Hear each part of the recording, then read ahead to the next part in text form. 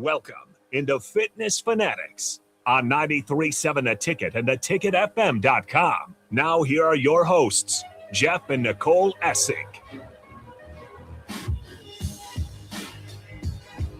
All right, welcome into hour number 2 of the Fitness Fanatics. All right, we are going to get into some mistakes people make whenever they start something new. We always have I'm going to start 100%. Here we go, Monday. Right, Nicole? Yep. It's always Monday. Okay, number 1 is going too hard, too fast. And most of all these, you guys, we've all talked about in the last 4 years, because something we didn't even bring up is we've been on the air for 4 years now. Tangent number 1. That's it, though. Okay. So going too hard, too fast, jumping into the workouts, running, going to run 10 miles and you haven't ran in 5 years.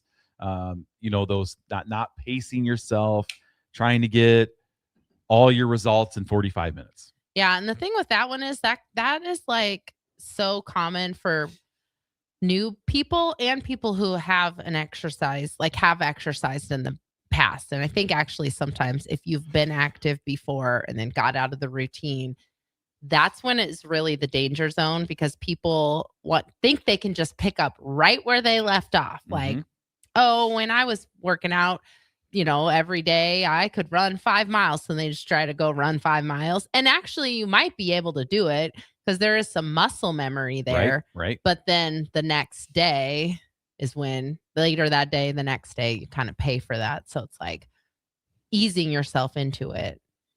And we see our biggest mistake when people start our program or actually doing any strength training program is going too heavy, too quick. Yeah. Like walking, I'm going to walk in, jump on this leg press machine. I'm going to go 500 pounds right now. You're like competing with someone, a stranger that's next to you. Like, oh, they did it. I can do it.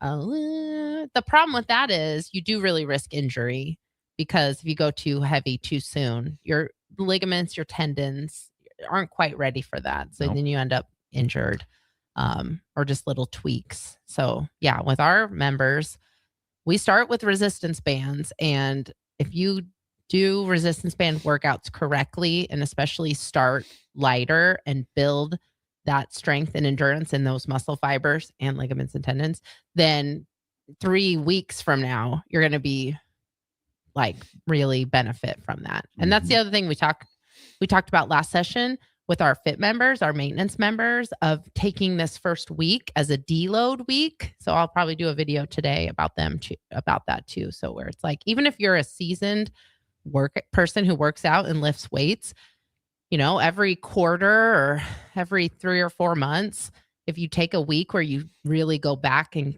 lighten that load, and then it just really helps you to be able to come back stronger from that workout. So it's a good strategy. So the moral of number 1 is ease yourself into it. You don't have to go 100 miles per hour. You're not going to get the 6-pack abs you want in one day. Well, and I think it takes time. The first week or 2 of starting an exercise routine should really be more about forming habits than about the results you're actually getting. So showing up, right? Listening to your body, maybe giving yourself a little bit of grace. But I think building that consistency is going to be so much more important. Because if you go out and you do too much too soon, you're going to work out one day and it's going to take you 4 days to recover. And you're just not building that consistency. So it's like,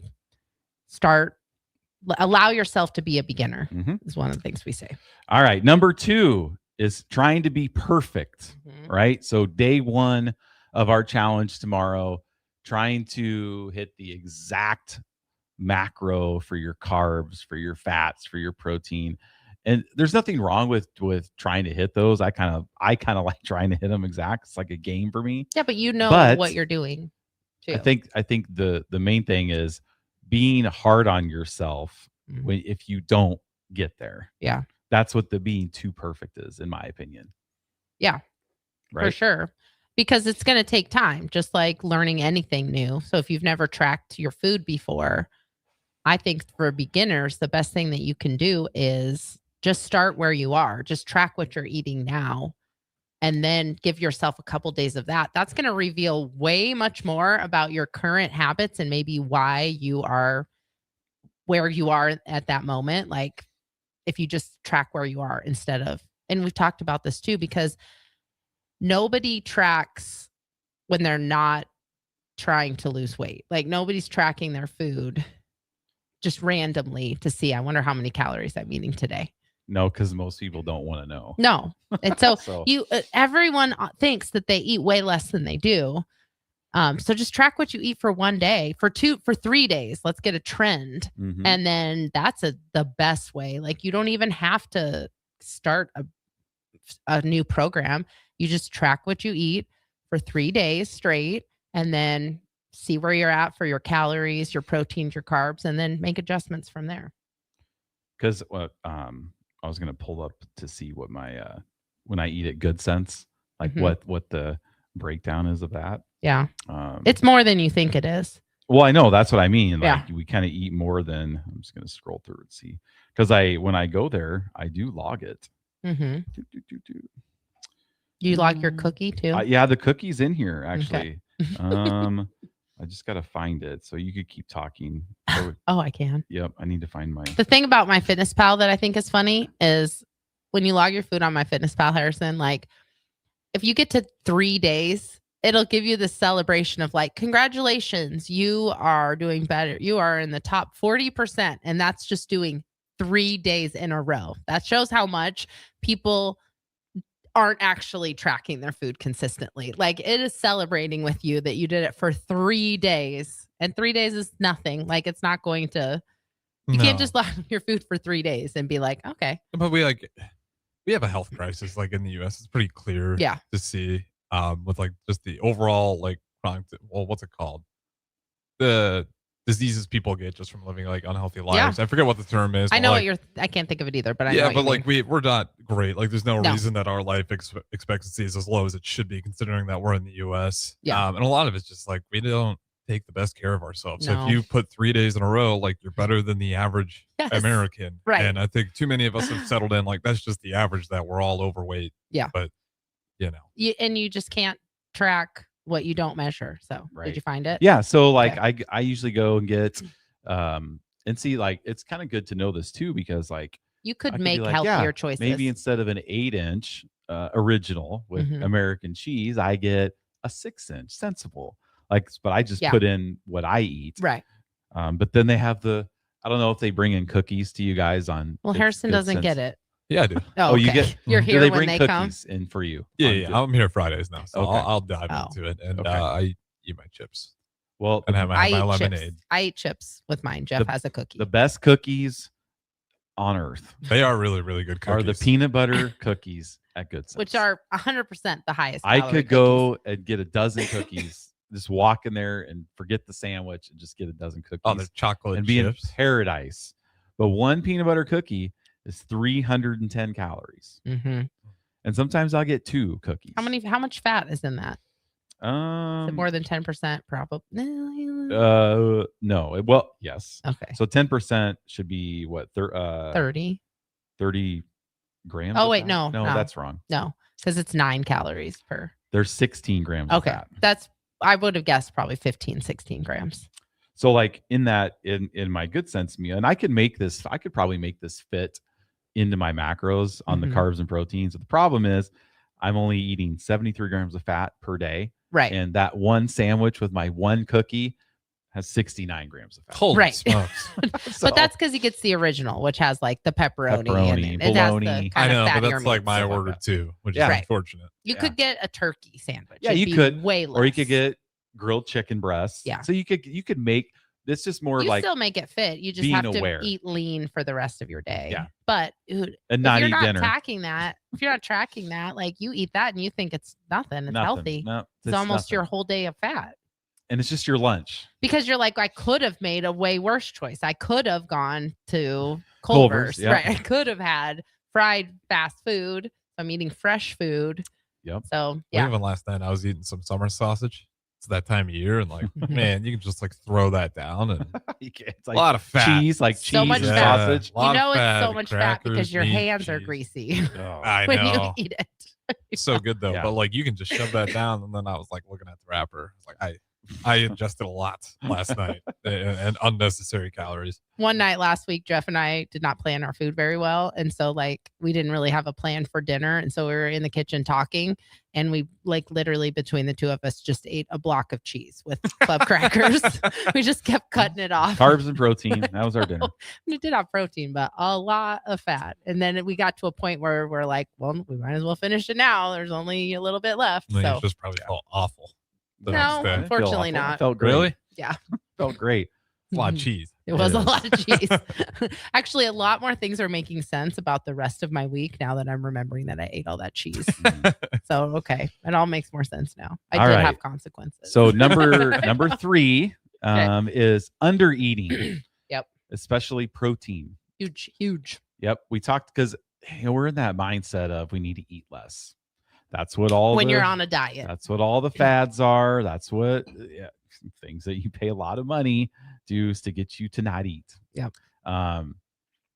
So, but what's interesting is like a lot of our members that need to eat between like 1,600 to 2,400 calories, usually the range depending on male or female, how much they weigh, their body composition.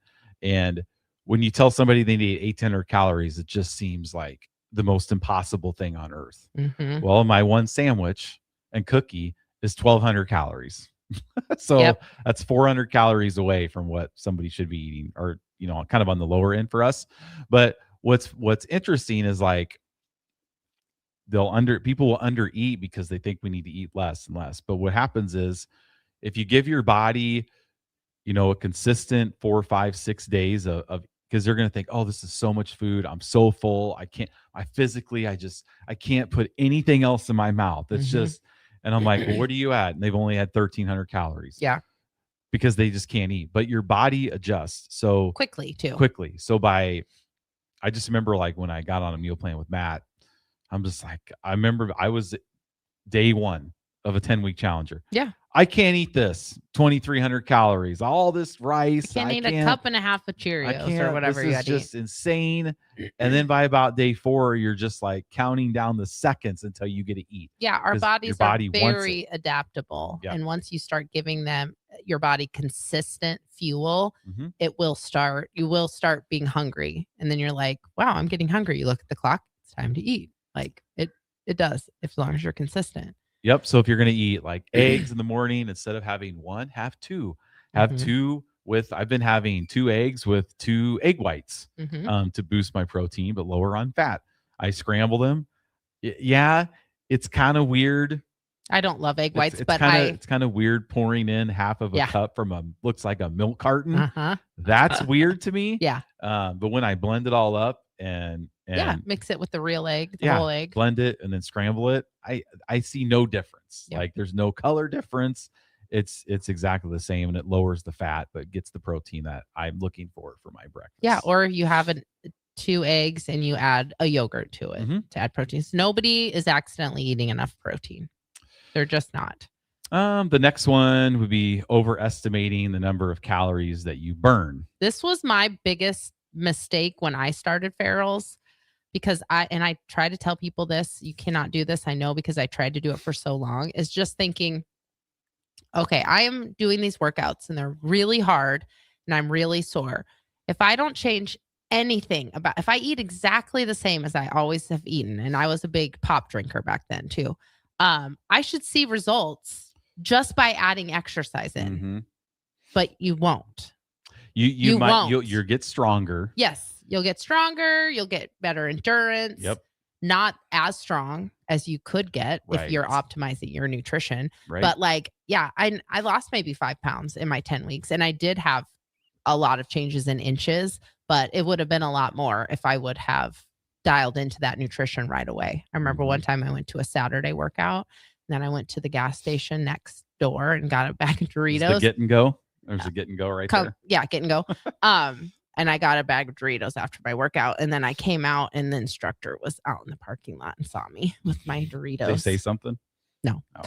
But that was my 10 weeks. But then I got into the habit of stopping at Casey's on the way home and getting a donut, and that one donut canceled out the calories of the workout that I did. That's Pretty why much. when you work out, you don't work out to burn calories. You work out to build endurance, to build strength, to build muscle. That's the reason to work out. So like, don't even use calories burned. Like, don't even use that if you're looking at your watch or the treadmill. Treadmill's the worst. It's never going to be the right good way to think about it, though. Everyone thinks like, I need to lose weight. I need to start working out. Right. It's like, you need to eat better. Yes, you do. And then if you want to lose weight, the 6-figure, like you lifting, that's definitely going to help. Yes. But like, you got to eat better. You Otherwise, have to. you're not going to lose the weight you want. You don't exercise to lose weight. You exercise to get stronger and get healthier. Yep. Your blood markers are going to improve, but it's a terrible weight loss tool because to be able to exercise at the level where it is a weight loss tool, that's like Michael Phelps territory. Oh, yeah. Right. Where Michael Phelps could eat like literally 12,000 calories a day because he swam so much. Right. We're not Michael Phelps. No, we're not working out 6 hours a day. No. Or most people aren't. No. So sad but true. Number 5 is ignoring sleep and recovery. Gosh, all of our new challengers already next week, they're going to be sore. They're going to be tired. So it's going to be important for anybody when you start anything to stretch after your workout. Drink lots of water. And try to get 7 to 8 hours of sleep a day. I know it's hard for some people. And depending on the person, you know how much sleep you need, but yeah. Consistent bedtime. So important. I feel like so many people could be so much more productive in their lives if they had a really good nighttime sleep routine and they went to bed at the same time every night. You don't let your day dictate what time you go to bed because sometimes people are just like, oh, and I know on Tuesdays and Thursdays, I work all day long. I start the day at the gym. I go to work at the Legacy with the residents, and then I go back to Farrell's. And then I come home. So it's a whole long day. And I can see how people just want to be home and unwind and have some time to themselves. But that's how people stay up way, way, way too late. And then it just makes it harder the next day to get up. So it's like we are usually pretty strict with our bedtime. It's usually anywhere between like 7:30 and 8:30 for us. But we get up really usually early. Around 8. Yeah. 7:30 if we're like really tired. 8:30. We're pushing it, and we even on Saturdays, like we go to bed early. Yes, we're up early on Saturday. We don't stay up like till Saturday night. We get sleep in a little bit in the morning.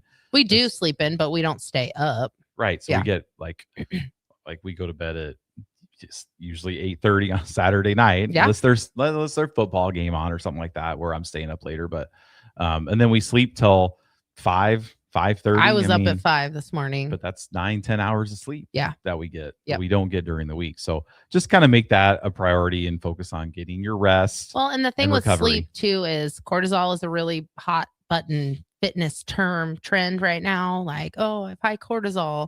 The biggest factors to high cortisol is not getting enough sleep. Your body cannot regulate hormones if you're not getting enough sleep. There's so much that happens while you sleep.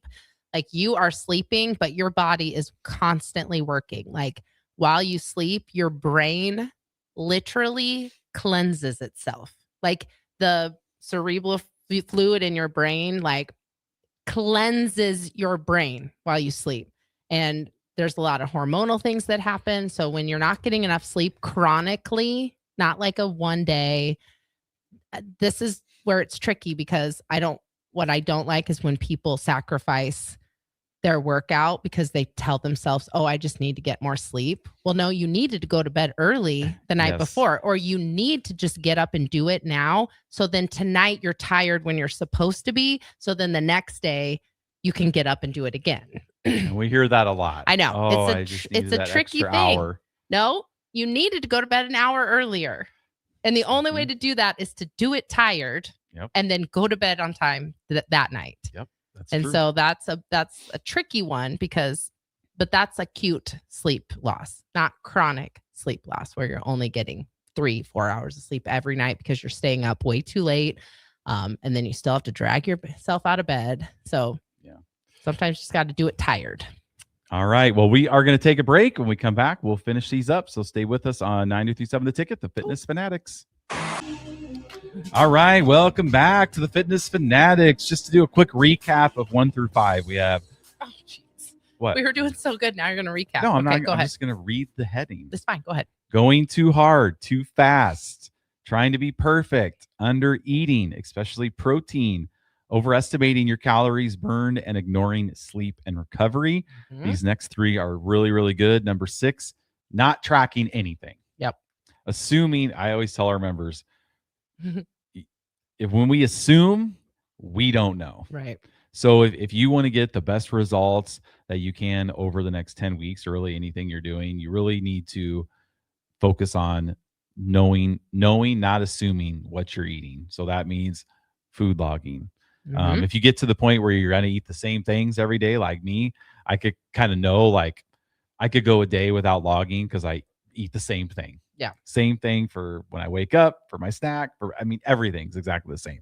But you gotta winging take it that time with nutrition. And with your workouts too. Like, lucky for our members, they just show up and we tell them what to do. So you don't have, but winging your workouts is just kind of a waste of time. You're just going in, you do a few biceps, and I'm going to go do the stair climber for 10 minutes, and I'm going to go do the rower for 10 minutes. And then the whole time shoulders. You're trying to hopefully find someone that you know so you can stand around and talk to them for 25 minutes. Like, and then you're like, it's been an hour. I've worked out for an hour. Yeah. I'm done. And then you don't know what you're going to do the next day. You're just going to go in and there you go. So, well, and some of the stuff we track too at Farrell's with this new session starting, we do a body composition. So we're tracking muscle mass, we're tracking fat loss, we're tracking inches. We do a baseline of 1 minute and 1 of push-ups and sit-ups. So we're tracking that. And at week 5, they'll do it again. And at week 10, they'll do it again to see improvements. So that's the other reason why tracking things are really important, because it's going to show you a measure of your progress also. And tracking your food is important because you can track your food. We eat a lot of the same things, but then you kind of get burned out. Even when we were having Good Sense the other day, like I was like, oh, I usually get a Sensible, but it tasted a little too much like bologna. So I might have to switch to turkey now because I'm like, I might not be able to eat this anymore. But then if you track your food semi-consistently, you can go back and look at what you were eating 3 weeks ago. I do that so often where I'm like, oh my gosh, I totally forgot that I like to have this for breakfast because I've switched to something else. So that's why tracking is really important. Tracking your progress, tracking your workouts, tracking your food. And tracking your food can be as simple as taking a picture of what you're eating too, and just looking back on it. If you want to start in a, kind of in a super simple way, have an awareness of the food that you're eating. Every time you eat something, take a picture of it. And then at the end of the day, when you think, oh, I didn't really eat that much today, scroll through those pictures and you can be like, oh yeah, I forgot that I had that candy bar. Or I forgot that I had whatever. This Mountain Dew. Yeah. Because we tend to forget. Well, there's a TLC. They always have these shows where the fitness ones, and like the one that showed this lady, like everything she wasn't even like morbidly, like she was obese, but like we're not talking like the 600-pound check, what they call it, but they throw everything in the tube. It's insane how much your body gets used to eating. Yes. Like if you eat it every day, it's like this woman, she didn't look like she could even fit that much on her body. But you can see it's like, oh, that's why you're gaining weight on this trajectory right now. You're stretching your stomach out. For sure. Your body can definitely get used to eating less, but it takes some time. Sometimes you just have to be hungry. But well, even sodas. I used to drink so much Mountain Dew. We drank. Then I had to curb stomp it because I was getting like in college. I noticed we getting fatter. Yeah. And it was purely Mountain Dew. It was like all I was doing. I don't even know how. If I drank as much pop now as I did when we were in our 20s, I could easily gain 30 pounds probably in 2 months. Yeah. That's all we drank was Pepsi. That's it. That's it. Damn sodas. I don't think we ever bought a water bottle ever. No. 20 ounce, 24 pack, just in the fridge. But then you're always thirsty. Never quenches the thirst. Nope. Yep. It's not good. All right. Moving on. This is a big one. Number 7, expecting immediate results. Yep. We tell our members that it's not the Farrell's 2-week transformation challenge. It's 10 weeks, and it's 10 weeks for a reason.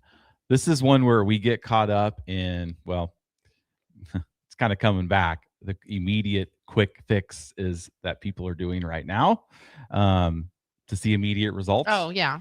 So I say the biggest loser mentality. Yeah. Where we want it right away and we don't want to wait for the results. Yeah. So really the best way to do things is to do it the right way, which is building muscle, burning fat. Yeah. Slow and steady. Just, and like this, I think we have one later that refers to this, but it's like, find something and stick with it. 2 weeks is not enough time. Like, that's why if you're training for a marathon, a half marathon, a 5K, that's why they don't have 2-week training plans. That's it right. takes longer than that to condition your body to really see changes. So, like it's okay to, we don't recommend that our members weigh themselves. We don't recommend that our members weigh themselves because you can get in that first week, especially if you're a guy, because guys lose water weight faster. You could get a decent weight loss in 1 week, especially depending on how poorly you were eating the week prior to starting. Right. But then you lose that initial weight and you're really encouraged and you're like, ooh, if I lose 4 pounds every week for the next 10 weeks, 40 pounds. Right. And that's not realistic. No, that was just, that was water weight. That was the amount of volume of food that you had in your stomach that's getting through your body. So that's where that can be sometimes like discouraging.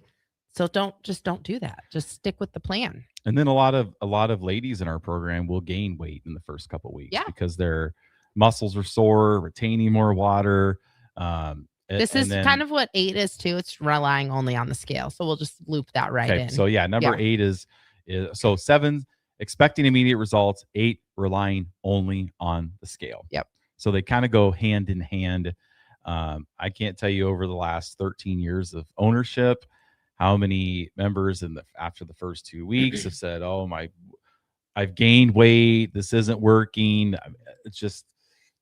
That's what we deal with. It's not make you special. The biggest part with that, with the weight gain at the beginning when you very first start exercising, it is a lot of it can be water retention, especially if you're doing strength training workouts. Now, if you're running, you're probably not going to have so much of the water retention.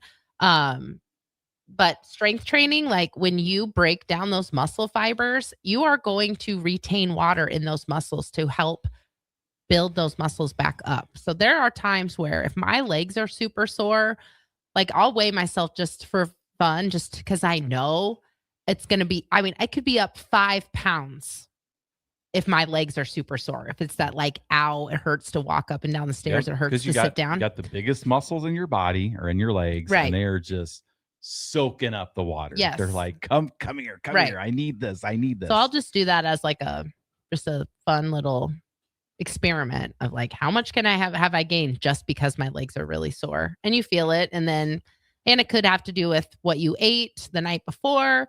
Women, especially, depending on where you are in your cycle, that can cause water retention. It can cause water loss. So relying only on the scale is going to be, you just have to zoom out and really only look at trends, not what happened yesterday versus today versus tomorrow, but it's like April versus May versus June versus July. Yep. And this comes into number 9 as if we're wanting instant success and we're relying only on the scale and you're not getting the results that you think you should be getting, then you're going to go try something different. Yep. And which is program hopping. So now you're not giving your body the consistency and the time with the structure plan for a long enough time of a period to see the changes. Yep. Most people are going to see the biggest changes at Farrell's weeks 8, 9, 10, 12. 11, 12. Yeah. Like after the 10-week Especially challenge. for women, again, it's frustrating because our program's 10 weeks, but women, especially our hormone cycles go in 4 weeks. So that's why week 8 is where a lot of times people women see the biggest change because you've gone through 2 hormone cycles, and your body has adapted through every single one. So week 10 can sometimes be a little tricky, but for women especially, it's kind of week 8, week 12, week 16 that you're going to see changes. The problem is we're constantly bombarded by even us, like ferals, like we're constantly bombarded with do this program, do this program, do this program. There's nothing wrong with that. And a lot of programs out there are great. But if you're going to commit to something, commit to it for more than 2 weeks, more than 3 weeks, more than a month. It's like with us and our meal plan. It's like our meal plan isn't, it's not the end all be all only thing that could ever work with somebody. But if you're gonna do ferals for 10 weeks, then let the meal plan work for 10 weeks. What's the worst that could happen? Right. What's the worst thing that could happen in 10 weeks? You're going to feel better. I know. We know what's going to happen. You're not going to get worse. In 10 weeks, we know what will happen. But many people just immediately come into it with a skepticism. That's self-sabotage. You're sabotaging yourself. If you're immediately skeptical, there's so many times people will start our program and they don't listen to anything that we say. And I was like, well, why did you even choose this program? Like, you chose this. We didn't just pull you off the street and say, you got to do this. Well, Harrison, we did when he started, but we pulled him off the street. Technically, the ticket was paying me for it. Yeah.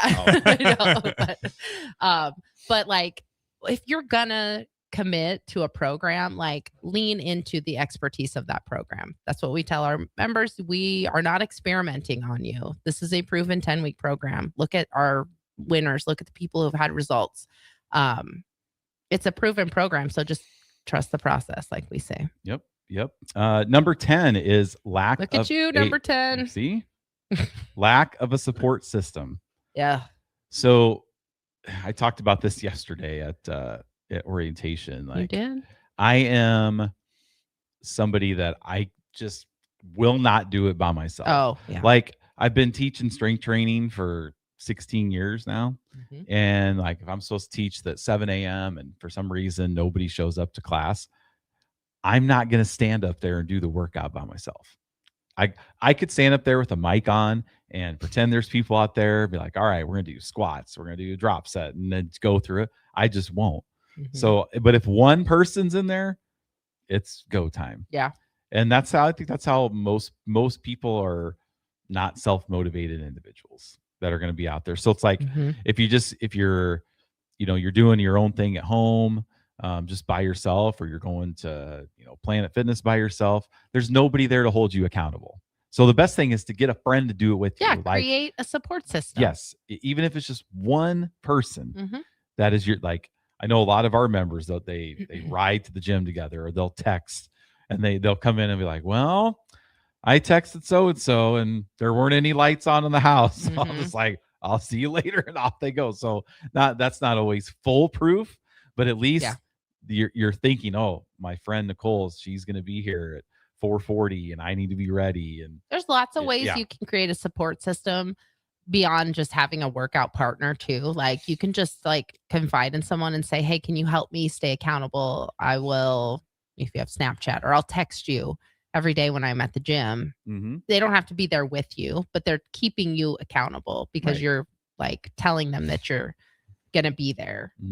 The other thing is with the support system though, because this isn't a common mistake, this is lack of a support system.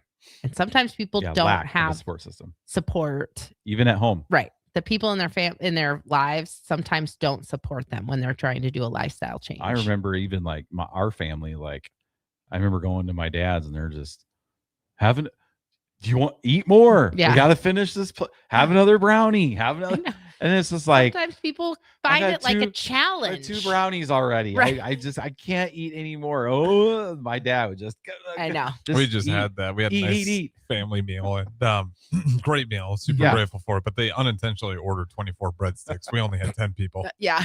I ended up with so much spaghetti and breadsticks, and I'm like, I will take this home and I will do my best to eat it. But I know if I eat all of this, if I was counting my calories, I'd be way over. Yeah.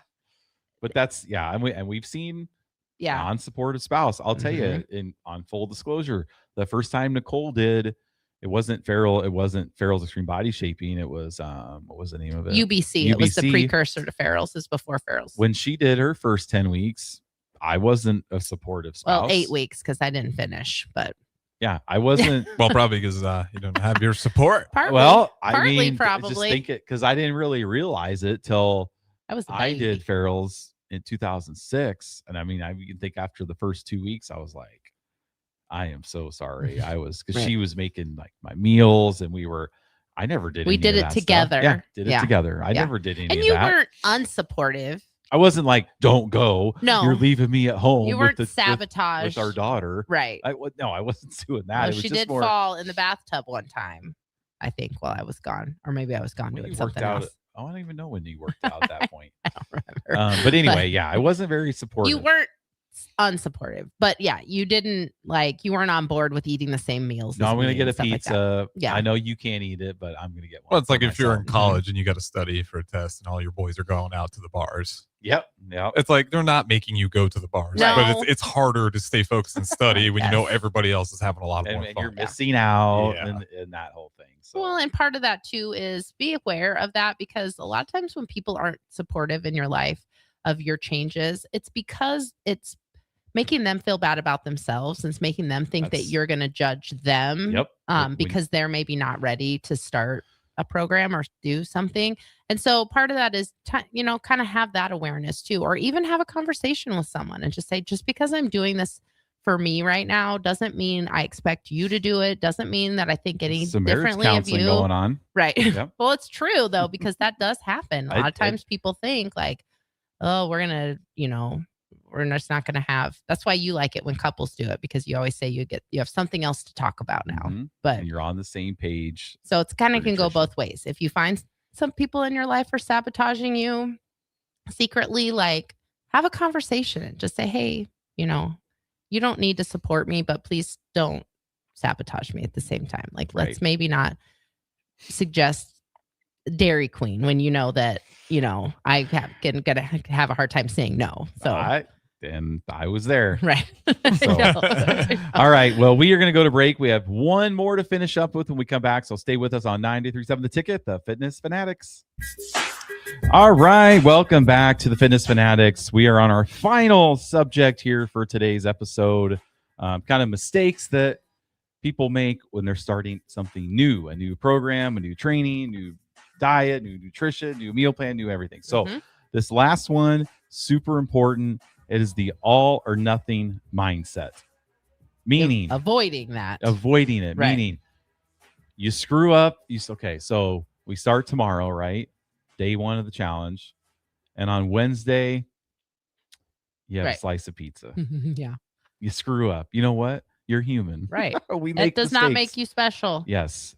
That makes you normal. Also, one piece of pizza, you could probably easily fit that into your day. A whole pizza. Right. Yeah. Depends. They keep getting bigger. Now Casey's gives you like a quarter of a pie. The slices? The slices used to be a slice. Now it's like, I saw that. I was at Sam's Club earlier this week, and I saw someone with a piece of pizza from Sam's, and I'm like, what the heck? That's like 3 pieces. Yeah. It's giant. I know. And it was probably like $2. I don't know. I've never had the pizza there, but that's missing a workout, I think not the biggest logging for a day. Place that all or nothing mindset kind of trips people up is when they maybe are consistent for like 2 or 3 weeks, and then they have one thing that derails them. Like Mark with his grilled cheese. Yeah. When he got a grilled cheese sandwich instead of a grilled chicken sandwich during week 3, and it almost sent him into a tailspin. A grilled cheese? Yeah, he ordered grilled cheese will do that too. He ordered a grilled chicken sandwich, but they brought him a grilled cheese sandwich. He's lost his mind. That's tough though. Like you have it's like you're almost there. You go through Culver's, right? You don't get cheese curds. You don't get you get a grilled chicken sandwich, and then they give you grilled a grilled cheese sandwich. Just eat it. It's fine. Your life will go on. Maybe and he did, and he still won $10,000, the national challenge. He did, and he had a grilled cheese sandwich. So it's okay, Yeah. It's okay to have. We're all gonna have slip ups, right? Yes. Don't expect yourself to be perfect all the time, because you're not going to be. Like, there are going to be things that are out of your control sometimes, even. So you have to have strategies to like get right back. Yeah. If you miss a day, you get your kids are sick, you're sick. Just some calamity happens, There's a car accident on the way to the gym, and you miss your workout, especially if you're in group fitness, like you're a 5:30 person and you get stuck in traffic and you can't make it. Like, it's not the end of the world. It's fine. It's not. There's lots of other things you can still do. Injuries is another one. If you get injured, letting that derail you in that all or nothing mindset when, there's a lot of injuries that you can modify. There's a lot of injuries that you can do other things instead. Obviously, we're not talking about serious injuries, but like if you break your leg, then that's fine. Yes. You're excused. Right. But it's like that all or nothing mindset of like, well, if I can't go all out in this workout, then what's the point of even working out? I'm like, maybe we don't focus on the 5 things you can't do. And there's like 15 other things you can do. And I get this so many times when I'm talking to, like, if you may be out there thinking, oh, I want to do ferals, but I'm going on a trip for a week in May. And I'm just like, that's something I fight against. It's like, okay, yeah, but so you working out 9 of 10 weeks is better than just waiting till July.